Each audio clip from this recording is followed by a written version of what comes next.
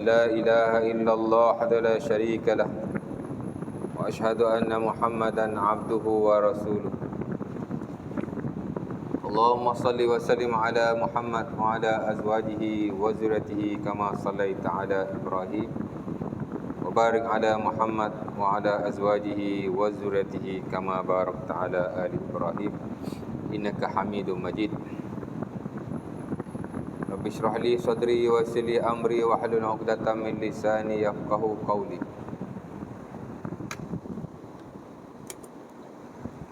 ربنا زدنا علما وارزقنا فهما وتقبل منا إنك أنت السميع العليم.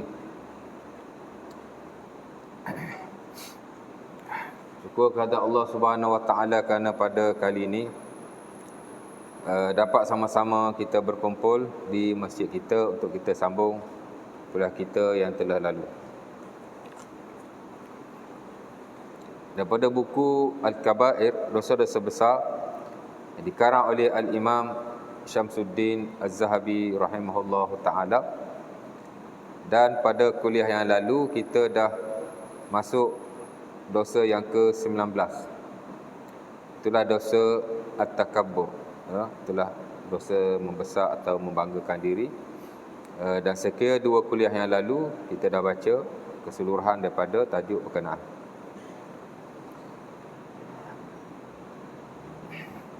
Dan pada malam ini kita nak masuk tajuk yang baru.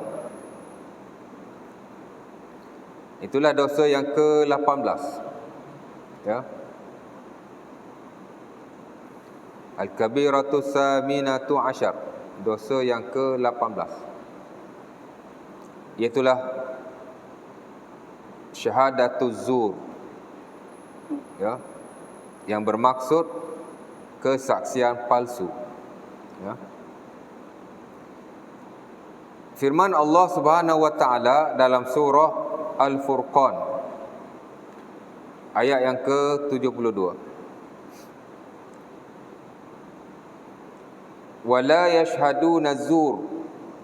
Ya. Pendek je dia masukkan di sini. Walaupun ayat tu adalah ayat yang panjang. Bahkan 5 atau 6 ayat dalam surah Al-Furqan, saya ingat lebih daripada itu. Daripada ayat 68 sampai 76. Dan termasuklah ayat ini, Allah Subhanahu Wa Taala menyebutkan tentang sifat-sifat orang yang beriman. Ya. Dan saya dah baca sebenarnya potongan daripada ayat berkenaan pada kuliah-kuliah ataupun sesi yang lalu. Bahkan sesi yang pertama dulu lagi. Bila kita bincang dosa besar yang pertama, itulah kita dilarang dengan keras untuk mensyirikkan Allah Subhanahu Wa Taala. Bab yang pertama dulu bab syirik. Ayat inilah ayat yang mula-mula saya baca. Ya. Kerana dalam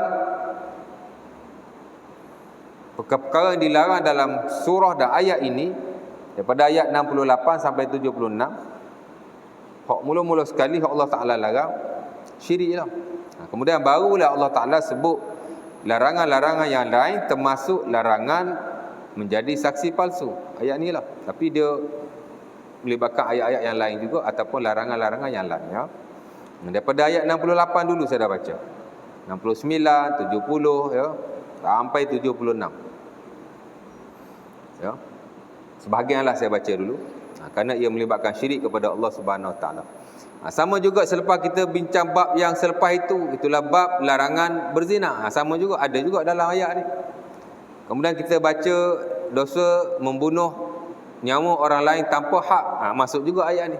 Kerana dia melibatkan larangan yang besar-besar. Ya. Itulah firman Allah Subhanahu Wa Taala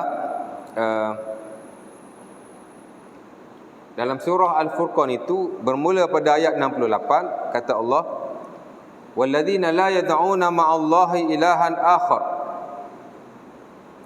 Ya. Antara sifat orang yang beriman ialah dia tidak memohon atau meminta ataupun menyembah. Kerana doa-doa ni dia ada banyak maksud. Ya. Walladzina la yad'una ma'allahi ilahan akhar. Orang yang beriman ni ialah orang-orang yang tidak berdoa kepada Tuhan yang lain. La yad'una ma'allahi ilahan akhar. Dia tidak berdoa bersama-sama dengan Allah Tuhan yang lain. Berdoa di sini memberi maksud, meminta, memohon dan menyembah bahkan. Ya. Kerana doa ni dia ada banyak maksud. Al-Imam Syekhul Islam Zakaria Al-Ansari rahimahullahu ta'ala dalam bukunya Ahkamul Ad'iyah, hukum-hukum doa, dia menyebut tentang makna doa. Salah satu ialah al-ibadah. Doa-doa ni penyembahan. Ya. Ia selaras dan inline dengan apa yang disebut oleh Rasulullah SAW dalam hadis yang diriwayatkan oleh Al-Imam At-Tirmizi rahimahullah daripada Nu'man bin Bashir, di mana kata Nabi, ad-du'a huwal ibadah. Doa-doa ni kata Nabi ialah ibadah, penyembahan. Ya. Jadi Allah Ta'ala sebut dalam ayat itu, antara sifat orang yang beriman pertama sekali, la yad'una ma'allahi ilahan akhar. Dia tidak menyembah, of course lah, meminta atau memohon pertolongan kepada selain Allah. Ya. Dan dulu saya dah hurai secara panjang lebar. Ya. Sebab tu minta-minta benda-benda yang bersifat gaib ni tak boleh melainkan hanya kepada Allah. Nak minta dengan malaikat tak boleh. Ha. Nak minta dengan jin tak boleh. Sebab tu benda gaib. Nak minta dengan orang mati tak boleh pasal gaib. Nak minta dengan mak kita, okey je, mak kita minta duit dengan dia kan. Pasal nak minta sesama manusia, dia tertakluk kepada ayat Quran, wa ta'awanu 'alal birri wat taqwa. Allah Taala suruh tolong menolong sesama manusia dalam hak awak, keduniaan, keagamaan, tapi yang zahir-zahir lah. Tapi benda gaib mana kita tahu kan. Bahkan Allah Subhanahu Wa Taala menurunkan surah Al-Jin sebab salah satunya orang Arab dia suka minta tolong dengan jin. Orang Arab ni dia banyak kepercayaan yang karut marut. Selain daripada semua berhala, dia juga mempercayai akan kekuasaan jin. Sebab tu kalau dia pergi ke satu-satu lembah, kata Ibn Abbas, umpama diriwayatkan dalam tafsir Al-Qurtubi, dia pergi ke satu tempat yang dia tak pernah pergi, dia keluar cari rezeki kan. Dia pergi satu-satu lembah, dia akan berkata, wahai penjaga lembah ini, ya Malik hazal wadi, wahai penjaga lembah ini, na'udzubika min syarri hazal wadi, lindungilah kami ataupun kami berlindung denganmu daripada keburukan lembah ini. Boleh tak? Mana boleh? Jin ni benda gaib kan? Minta dengan Allah lah, apa boleh minta dengan jin? Malaikat memanglah makhluk Allah, dia buat kerja Allah, dia bukan buat kerja kita. Minta malaikat tak ada guna.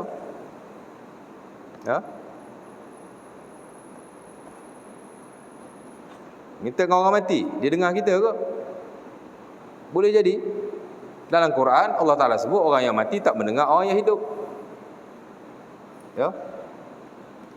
Dalam surah Ar-Rum kata Allah kepada Nabi, wa ma ant fa innaka la tusmi'ul mauta, wahai Muhammad kamu tak boleh mendengarkan orang yang mati. Dalam surah Fatir Allah Ta'ala kata, wa ma anta bimusmi'in man fil kubur, wahai Muhammad kamu tak boleh mendengarkan orang yang mati. Dalam Quran. Tapi adalah beberapa hadis Nabi SAW yang Nabi bercakap dengan orang mati. Kan? Nabi bercakap dengan orang yang mati di kalangan orang-orang kufar perang Badar. Kan?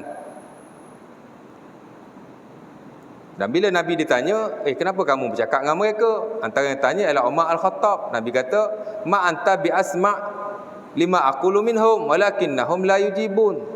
Dan saya Muslim.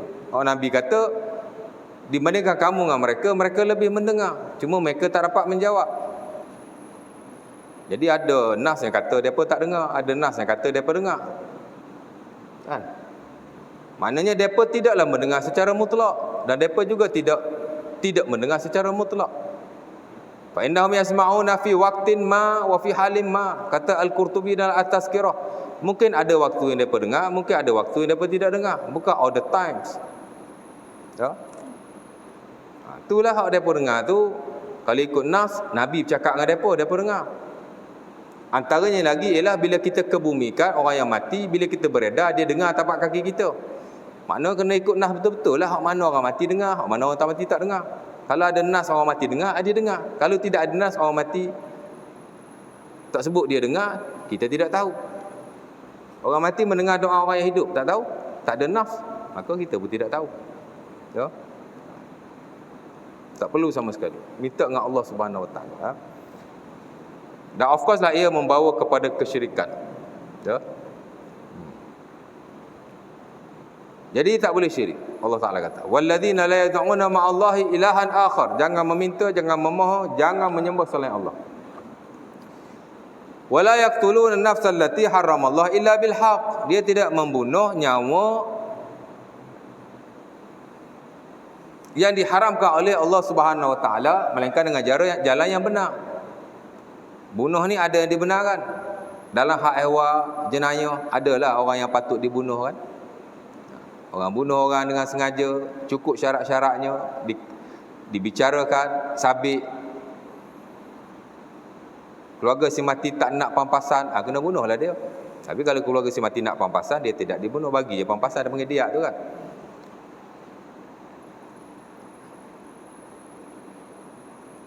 Orang yang keluar daripada agama Islam dengan sengaja, ya.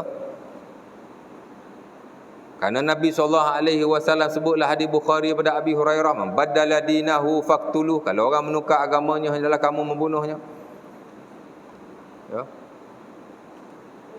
Walaupun adalah pendapat kata orang yang murtad tidak dibunuh, tapi majoriti bahkan dikatakan ijma', mereka dibunuh. Adalah orang yang kena bunuh tu, kan? Orang yang meninggalkan sembahyang, ya, juga wajib dibunuh di sisi majoriti.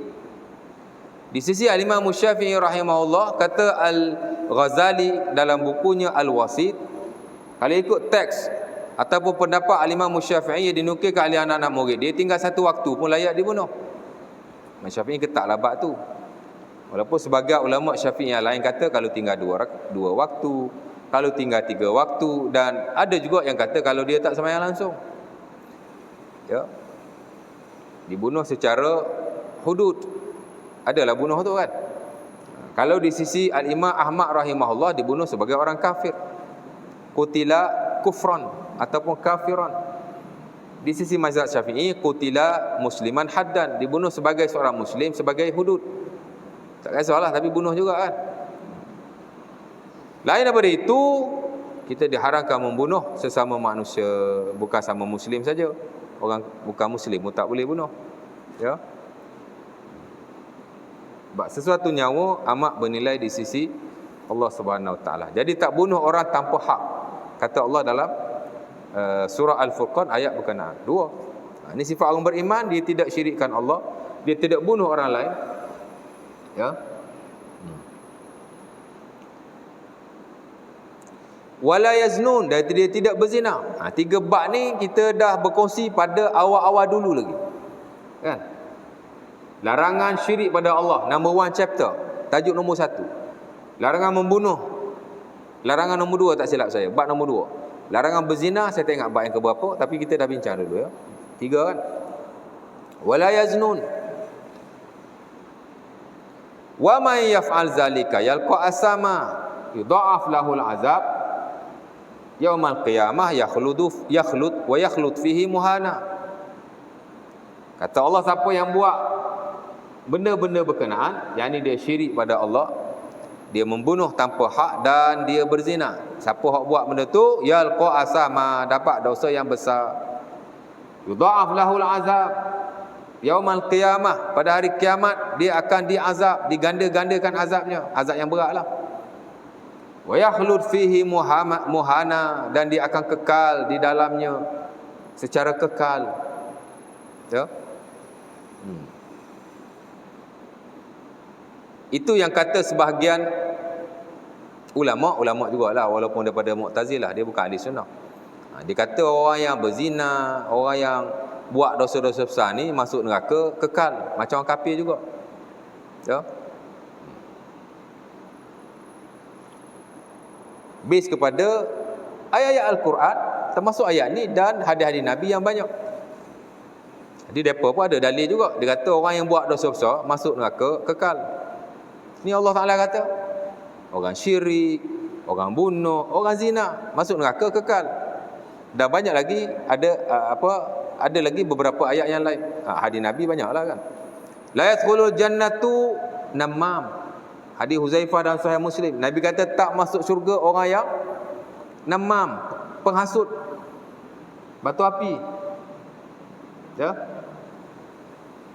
Bila Nabi kata tak masuk syurga, tak masuk syurga langsung lah. Dan bila tak masuk syurga, duduk kat mana? Lain pada syurga, neraka lah kan. Mana ada tempat lain? Dia syurga dengan neraka je. Ada juga satu kumpulan dia kata ada 3 tempat. Satu syurga, satu neraka, satu tengah-tengah. Macam-macam pendapat tuan. Ya. Manzilatun bainal manzilatain. Ya. Duduk tengah-tengah. Syurga pun tak, neraka pun tak. Ya.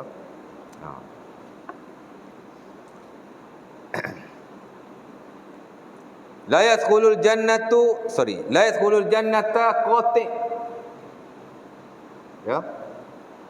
Nabi sebutlah hadis Muslim daripada Mughirah, tak silap saya. Tidak masuk syurga, yakni masuk neraka. Tak masuk syurga tau. Qati', orang yang memutuskan silaturahim. Ya. Sebab Allah Subhanahu Wa Taala amat membenci orang-orang yang memutuskan silaturahim. Dan orang yang menghubungkan silaturahim, Allah Ta'ala selain memberi pahala, ganjaran yang besar, of course lah balasan yang baik di akhirat, di dunia lagi Allah Ta'ala telah beri kelebihan kepadanya. Antaranya ialah diluaskan rezekinya. Ya? Siapa-siapa yang nak diluaskan rezekinya, maka hendaklah dia menghubungkan silaturahim. Luar rezeki ini maksudnya dunia dia senang lah. Rezeki-rezeki ini konsepnya luas. Bukan duit saja. Kekayaan salah satulah daripadanya, kekayaan harta, ya. Kebahagiaan, ketenangan, isteri dan anak-anak yang soleh, rezeki belaka tu. Ya.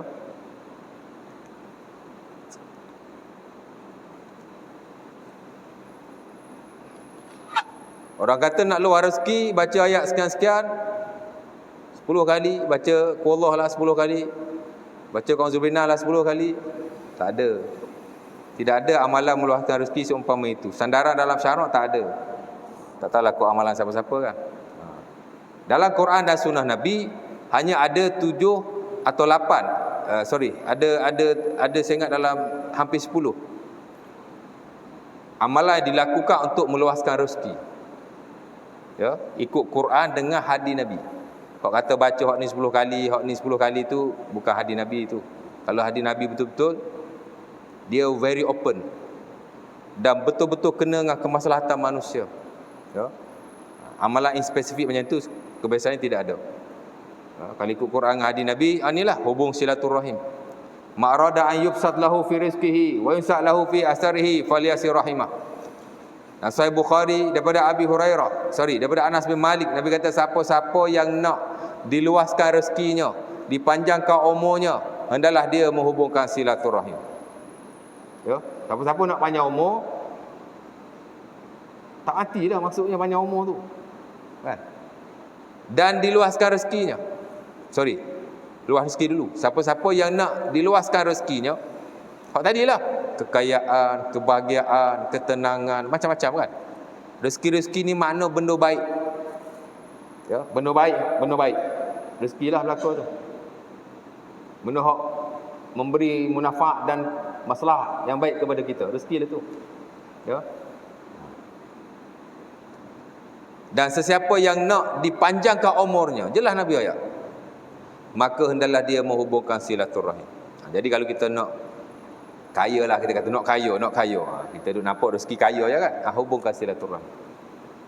Of course lah dapatlah harta dunia tu. Kalau tak kaya macam orang lain pun makna boleh hidup lah. Tidak ditimpa kefakiran. Dan kalau dia nak panjang umur, maka hubungkan silaturahim. Ya. Apa? Istighfar, banyak istighfar. Ya. Istaghfiru rabbakum innahu kana ghaffara yursilis samaa 'alaikum midrara. Banyaklah panjang ayat dia kan. Hadis Nabi banyak. Ada Abi Daud daripada Ibn Abbas, ya. Siapa yang banyak istighfar, Nabi kata akan dipermudahkan urusannya dan diberi rezeki tanpa dia sedar. Ya. Istighfar, ya.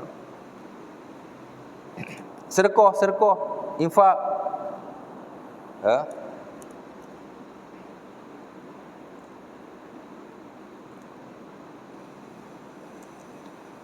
Ma min yaumin yusbih fihi ibnu Adam illa fihi malakan yunadi Allahumma anfiq man anfaq. Ya. Janadi tu.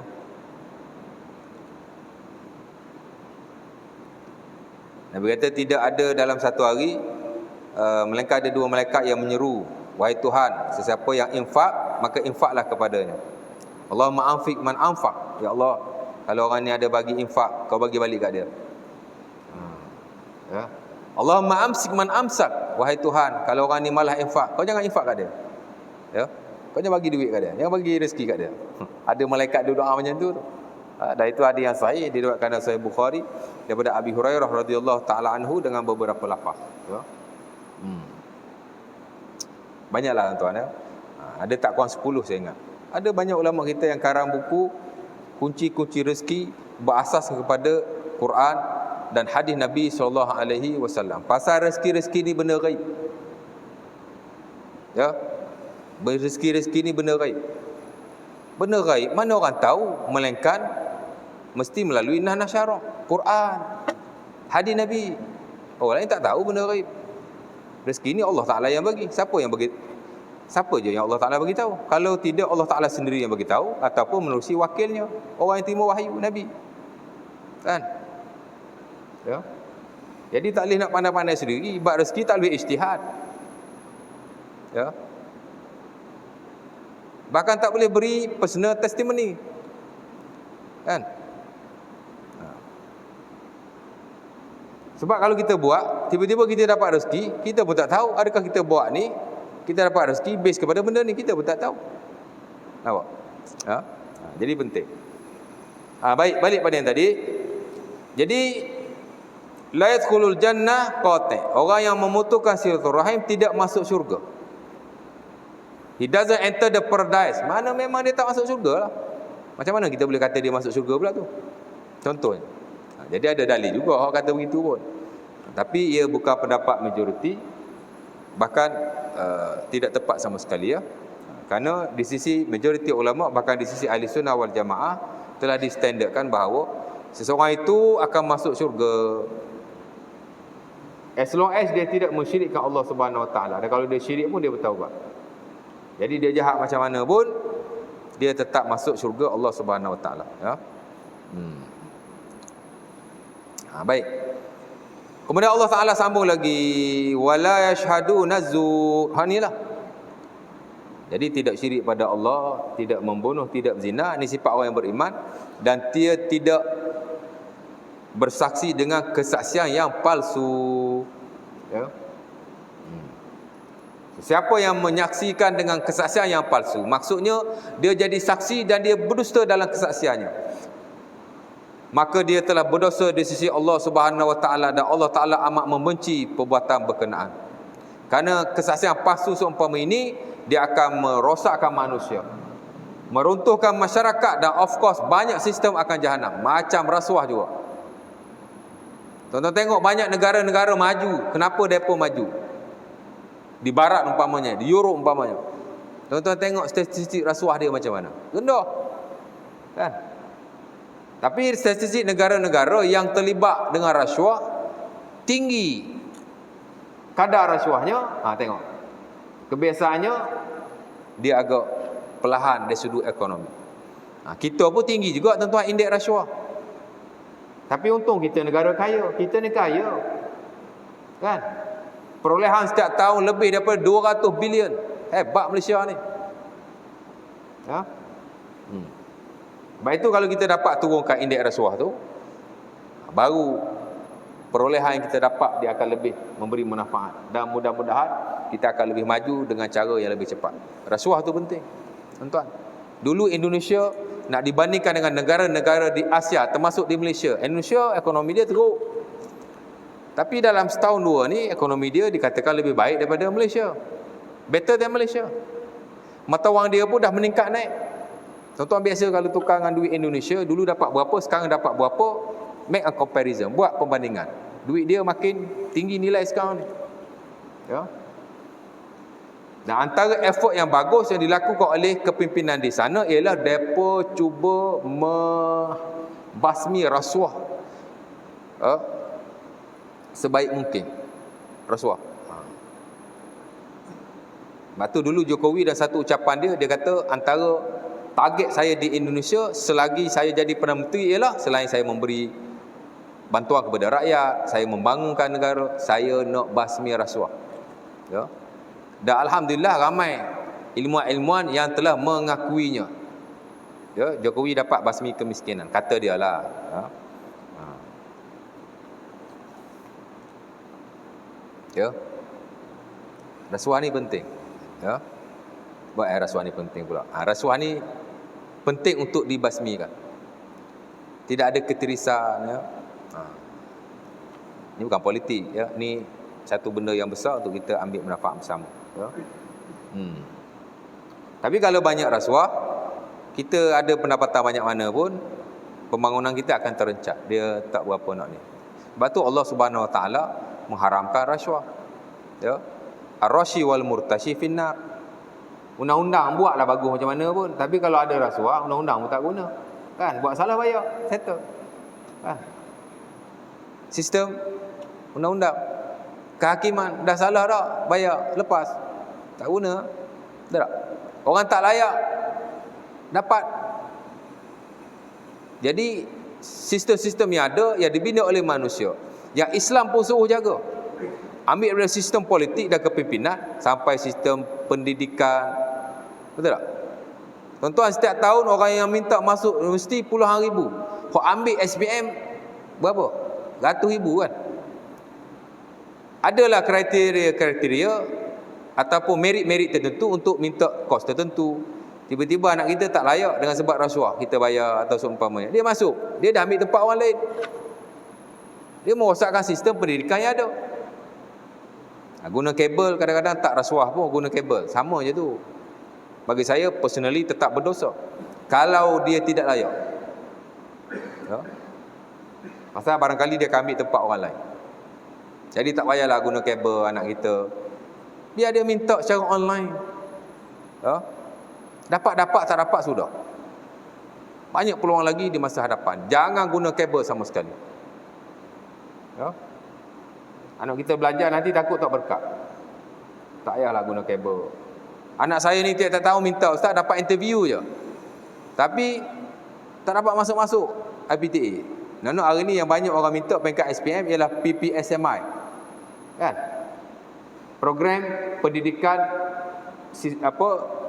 nak jadi cikgu kalau dulu after SPM diploma saja. Sekarang ni terus boleh ijazah. Dia panggil PPSMI. Saya pun tak ingat panjang sangat kan. Dia start tahun 2007 dulu. Dia punya first batch. Sampai hari ni antara pilihan paling banyak di kalangan pelajar lepasan-lepasan SPM. Nak pakai berapa ribu je, tapi yang minta setiap tahun more than 50,000, lebih ramai daripada 50,000 orang. Tuan-tuan bayanglah. Nak pakai berapa ribu je. Contohnya 3-4 ribu, saya tak ingat berapa. Betul tak? Tak apalah, tak dapat pun, minta lagi, tahun depan minta lagi. Sampai fed up. Ada sahabat saya, anak dia after SPM, result dia bagus juga, 5A. Tapi yang dapat banyaknya 9A, 8A. Kalau dapat 5A tu jarang dapat. Tak payahlah pakai kabel, dia minta kan? Tahun pertama tak dapat, masuk politeknik lah. Duduk di politeknik minta lagi sampai habis politeknik tak dapat. Okey je kan? Habis politeknik ada juga diploma, dapat kerja di bank, okey je. Ya. Perancangan kita dibandingkan dengan perancangan Allah lebih baik. Tapi buat dengan cara yang betul. Saya nak kabel-kabel, rasuah jauh sekali. Ya. Ada rezeki dia ada, tuan. Ya.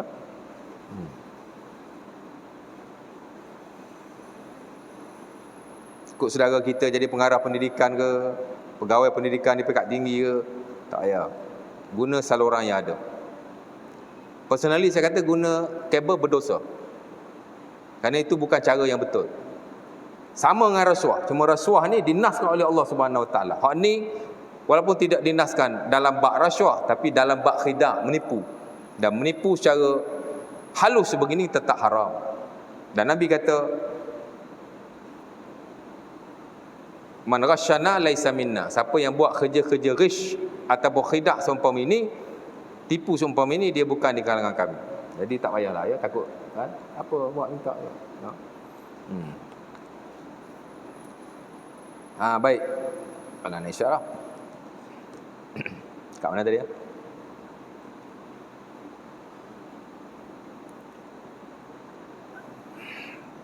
Rasuah tadi kan.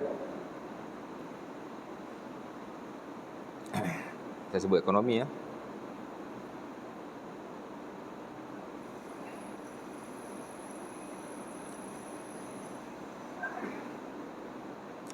Okey, balik pada ayat yang tadi. Jadi Allah Ta'ala kata yakhlud fihi muhana. Yang buat benda tadi akan kekal. Kemudian Allah Ta'ala sambung, wala yashhadun az-zur. Dia tidak saksi palsu.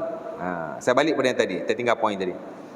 Kenapa Allah Ta'ala larang kesaksian palsu? Kerana dia akan meruntuhkan sistem kemanusiaan yang ada. Sistem politik. Kalau ada saksi palsu, habis. Jahanam. Macam rasuah tadi juga. Sistem pendidikan contohnya. Tak tahulah ada ke tidak. Tapi banyak sistem-sistem yang akan tergugat. Sementara dalam syarak memang banyak kesaksian yang disyariatkan. Ya. Mungkin dalam setengah-setengah kesaksian dia tak melibatkan syahadatuz zur, dusta. Macam saksi dalam nikah, dia tak melibatkan dusta. Betul tak? Nak dusta apa? Ya. Saksi pernikahan. Memang nikah kena ada saksi. Saya hari ni jadi saksi. Orang kahwin. Dekat ni, duduk sebelah ni. Masjid Membau Sempak. Ya.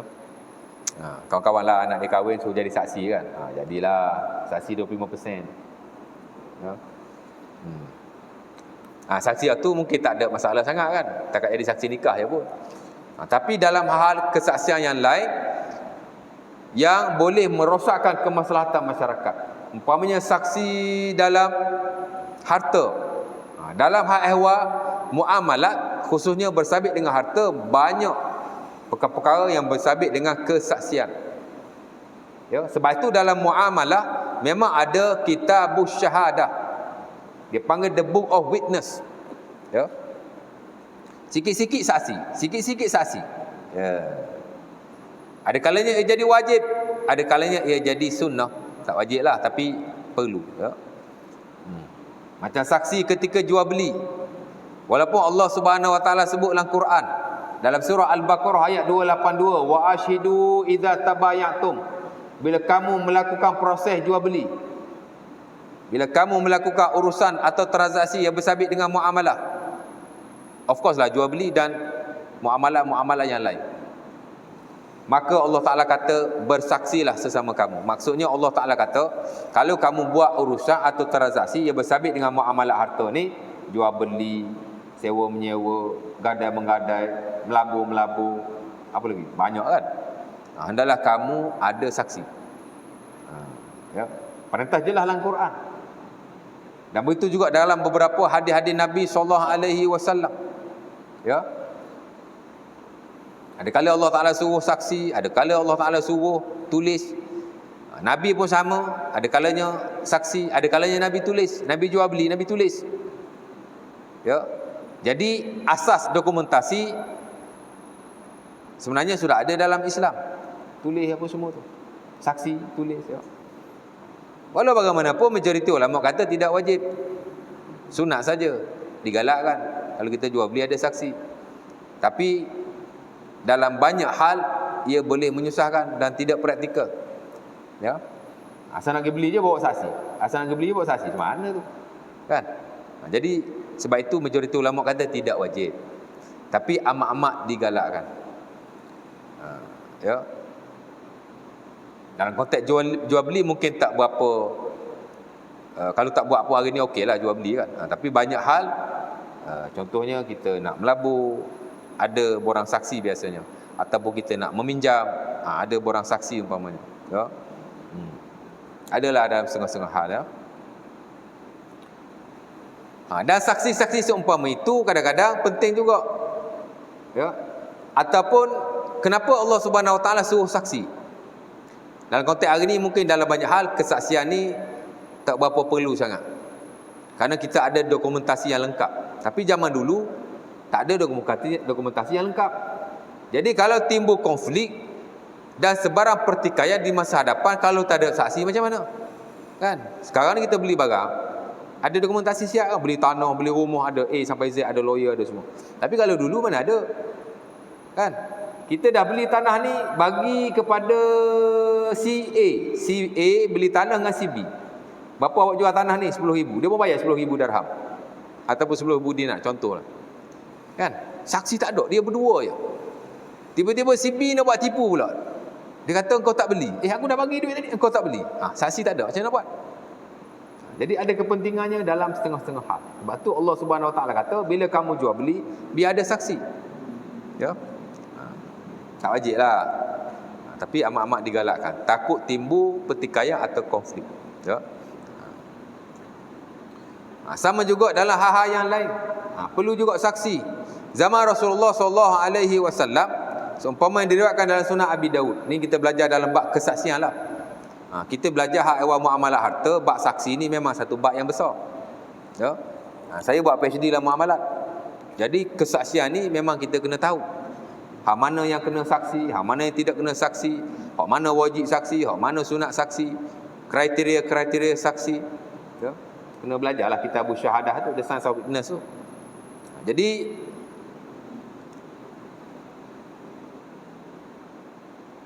ada satu kisah di mana ada seorang tu dia dakwa ni dia punya. Ni dia punya. Kan? Dia kata, wahai Rasulullah. Nas dia panjang tapi saya terjemahkan saja nak jimat masa kan. Hadis ini diriwayatkan dalam Sunan Abi Daud daripada Wa'il bin Hujur. Bila kita belajar bab kesaksian, of course lah dalam bab sumpah, ni sumpah palsu kan. Hadis itu memang ada. Ya. Jadi dia kata, wahai Rasulullah, dua orang ni dia bergaduh. Satu Hadrami, daripada Hadramaut. Satu lagi daripada mana entah, adalah dua orang sahabat Nabi. Member ni dah merentah tanah tu lama dah. Tanah tu tanah bapak dia. Kan? Tiba-tiba datang seorang ni, dia mengaku tu tanah dia.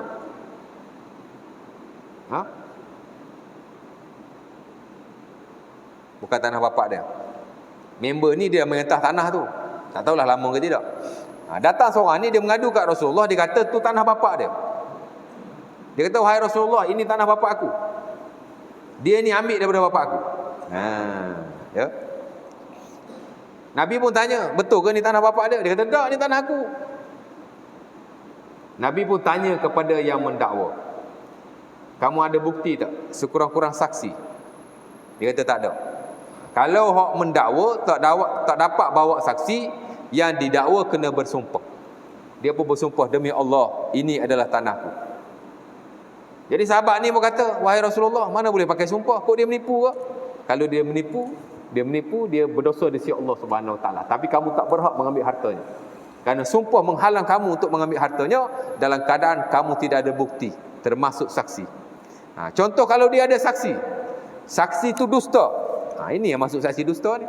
Nabi kata, mu ada saksi tak? Ada. Mari si C pula mari. Hadis A, tukang ni B, C mari. Kan? Bila kita tanya dia, betul tak ni tanah dia ni rampang? Betul dia kata. Saksi akan diguna pakai. Cuma adalah kriteria saksi tu. Kan? Saksi kena muslim, saksi kena adil.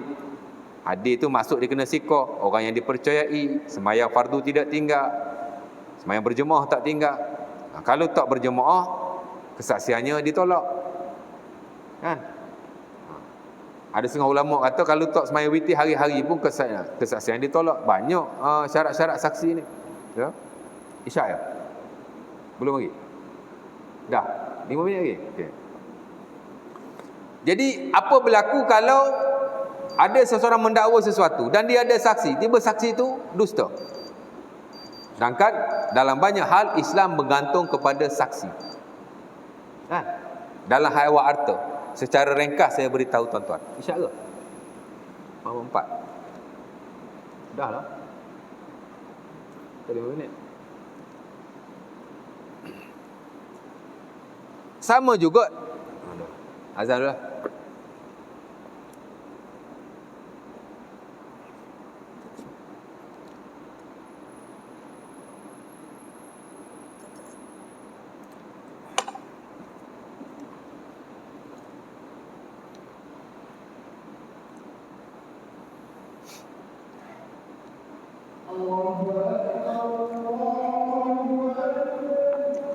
Allah Akbar, Allah Akbar.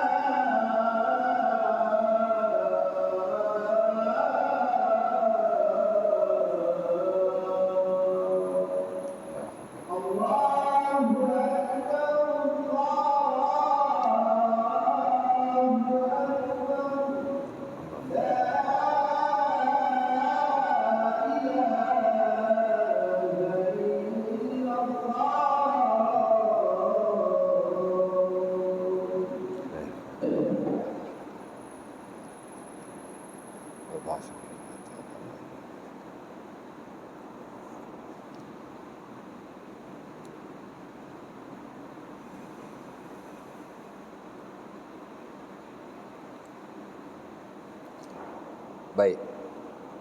Sama yang tadi sikit ya. Jadi dalam hak ehwal pengurusan harta, jika ada saksi yang menipu, maka rosaklah muamalat harta berkenaan. Jadi penting. Itu baru satu contoh yang very basic yang kita boleh faham. Kenapa Allah Subhanahu Wa Taala amat memurkai kesaksian palsu seumpama ini. Ya. Kesaksian dusta. Kita kalau sembang orang, kita bercakap bohong kan. Pumpang. Benda tak betul pun. Kadang-kadang tak ada apa, tak mudarat orang pun, mudarat diri kita lah, berdosa macam kita menipu. Tapi menipu dalam kesaksian, dia bukan hanya merosakkan dirinya, individual, tapi boleh merosakkan masyarakat, sesuatu bangsa. Masyarakat tu boleh rosak. Bahkan sistemnya ada. Tadilah sistem kehartaan. Ya, property and wealth system boleh rosak dan binasa jika saksi-saksi tidak bertanggungjawab dan berdusta seumpama itu. Dalam sistem rumah tangga sama juga. Betul tak? Kalau orang berzina, tuduh seseorang berzina, kan? Walladzina yarmuna walladzina yarmuna, macam mana ayat tu? Siapa yang tuduh orang berzina kena buat mari 4 saksi tu, ayat macam mana saya? Tak ingat kan? Allah Taala kata dalam Quran, kalau orang tuduh orang berzina, dia kena bawa mari 4 orang saksi. Betul tak? Si A tuduh si B berzina. Ya. Dia tuduh tu lelaki ke, dia tuduh tu perempuan ke, tak kira lah. Dia kena bawa mari saksi. Bawalah mari saksi 4 orang, ya. Saksi zina hak paling berat sekali. Saksi ni ada kalanya 4 orang. Ada kalanya 3 orang, ada kalanya 2 orang, ada kalanya seorang pun cukup. Saksi dalam muamalah harta kadang-kadang seorang, kadang-kadang 2 orang. Kadang-kadang cukup dengan sumpah semata-mata macam tadi. Kihak saya sebut tadi kan. Tapi dalam hal ehwal yang melibatkan kehormatan manusia, saksi dia mesti ramai dan tak boleh kurang 4 orang. Mandatori. Mana orang kata dia berzina? Mana saksi? Marilah 4 orang.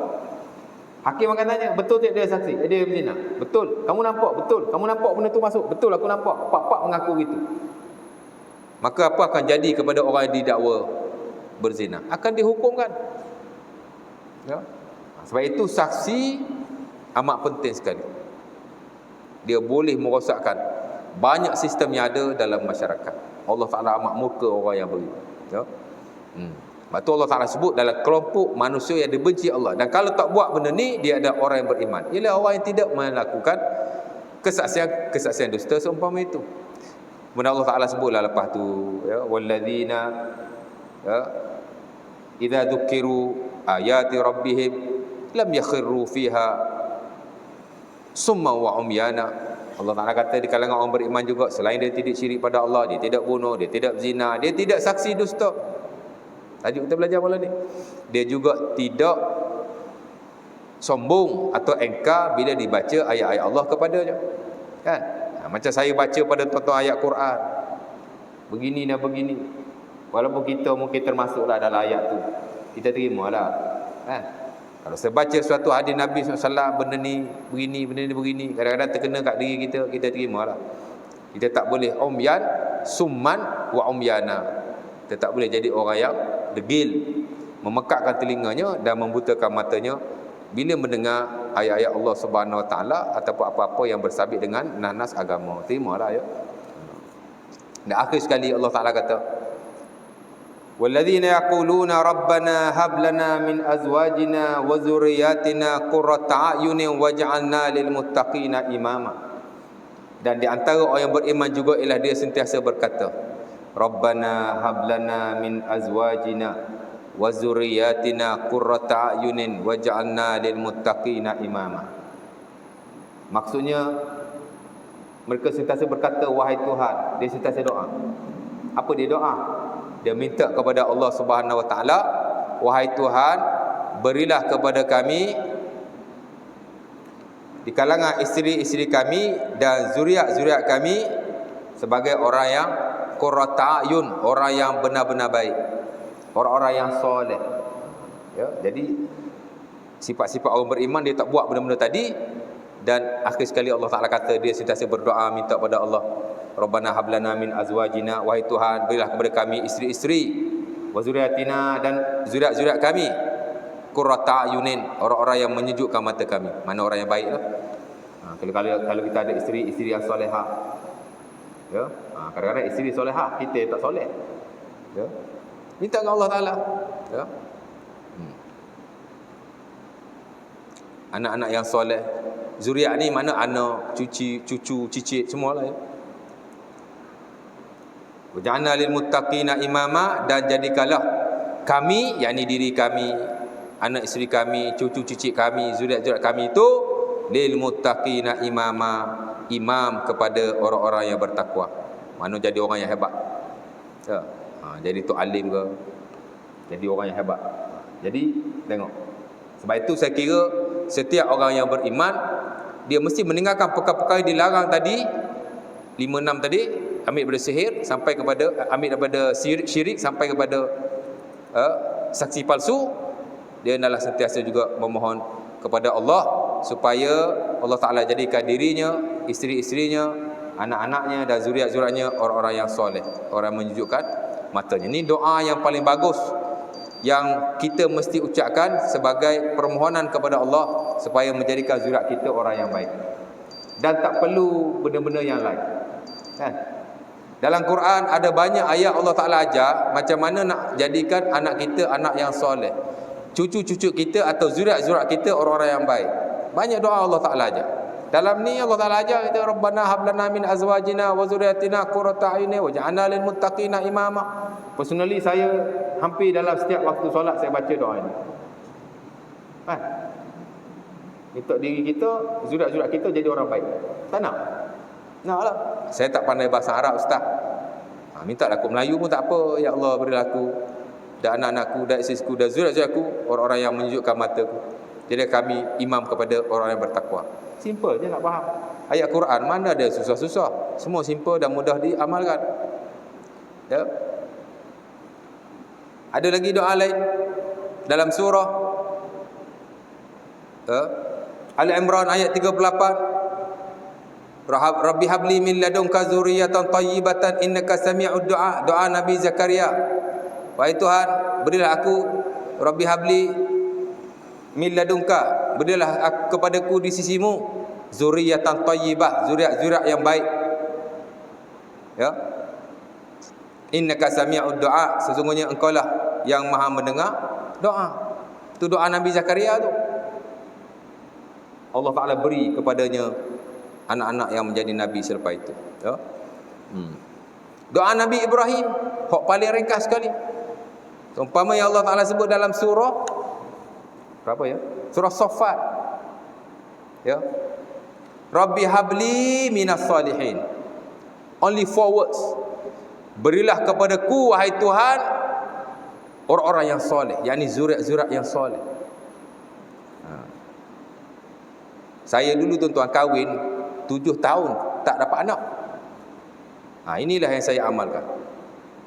Ya, minta Allah Ta'ala bagi zuriat. Ya Allah, beri aku zuriat dan jadikan zuriat aku anak yang soleh. Ya. Sebab tu saya amat suka dan sentiasa mengamalkan doa-doa yang berkenaan. 3 doa. Ada lagi lah doa-doa daripada hadis-hadis Nabi SAW. Nak minta pada Allah jadikan aku dan zuriatku orang-orang yang baik. Siapa tak nak? Kan? Ada orang ajar nak bagi anak kita jadi baik, jadi soleh, after semayang baca Fatihah, sedekah kat dia. Nak sedekah kat dia, apa dia hidup lagi? Mana sandaran kamu? Ajaran daripada Quran ke? Daripada hadis Nabi ke? Ni baca ayat Quran ni, ya Allah Ta'ala ajar. Kan? Doa minta zuriat jadi baik. Ya? Ada orang ajar pula nak bagi anak jadi baik, tak nakal, ambil wudu, air wudu tu tak ada, bagi anak minum. Lagi nonsen. Sakit anak tu. Kan? Amalkan doa-doa yang diajar oleh Allah Subhanahu Wa Taala. Di samping kita mendidik mereka menjadi orang yang berguna. Ya. That's it. Insya-Allah Taala. Jadi saya rasa mungkin setakat itu dulu untuk pengurusan kita pada malam ini. Mudah-mudahan dan kita akan sambung sikit lagi lah tentang kesaksian palsu. Sekurang-kurangnya kita dah ada asas tentang tajuk ini, di mana dusta dalam kesaksian ada perkara yang amat-amat dimurkai oleh Allah Subhanahu Wa Taala. Mungkin kita tidak terlibat dalam banyak hal bersabit dengan tajuk ini, tapi sekurang-kurangnya kita ada idea bahawa ia adalah perkara yang buruk dan mesti dijauhi insya-Allah taala. Jadi saya setakat itu dulu. Aku qauli hadza wa astaghfirullah azim li wa lakum. Assalamualaikum warahmatullahi wabarakatuh. Tutup majlis dengan tasbih kafarah dan surah Al-Asr.